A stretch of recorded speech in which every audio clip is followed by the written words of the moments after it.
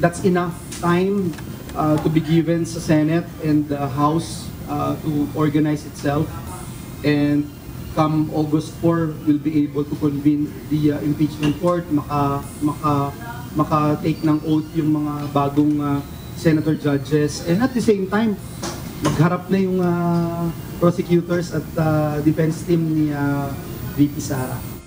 Samot-saring reaksyon ang inihayag ng ilang miyembro ng Senado kasunod ng paglalahad ni Senador Joel Villanueva na may planong sa August 4 na muling i-convene o tipunin ng impeachment court. Bagaman nilinaw ni Villanueva na hindi pa ito formal na kasunduan sa gitna ng 4 hanggang 5 senador, hindi rin mapipigilan ang ilang Senate members na magmosyon para sa mas maagang pagsasagawa ng impeachment trial.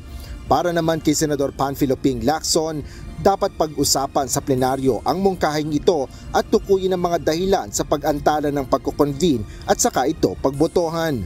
Aniya, dapat sundin ang anumang mapagdedesisyonan ng mayorya ng mga senador at pakinggan ang mga magdanais magpaliwanag ng kanilang boto. Bilang Senator Judge, nais niya anyang marinig o makilahok sa diskusyon ng anumang malaking issue sa impeachment process bago gumawa ng desisyon dahil ito ay constitutional duty. Nais rin ni Senador Francis Kiko Pangilinan na linawin ang panukalang schedule ng pagtitipon ng impeachment court. Anya, dapat walang antala sa pagsasagawa ng trial proper alinsunod sa pagtataguyod ng mandato ng konstitusyon. Mas mabuti anya na mag-convene sa pinakamaagang oras na posible dahil malinaw sa konstitusyon na dapat agarang isagawa ang paglilitis pagkatanggap ng reklamo. Sinabi naman ni Senador Bam Aquino na handa na siyang gampanan ng tungkulin at responsibilidad bilang Senator Judge. Inaasahan ni Senador Bam na sa August 4 ay tuloy na ang impeachment trial alinsunod sa konstitusyon.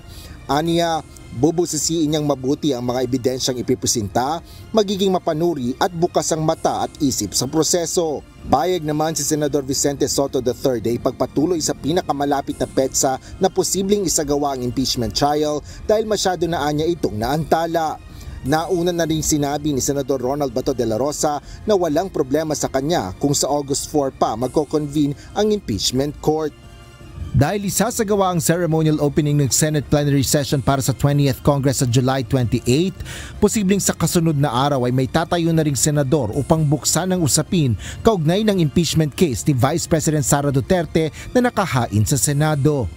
Asher Cadapan Jr., UNTV News and Rescue. Diyos ang aming sandigan, serbisyo publiko ang aming pinahalagahan.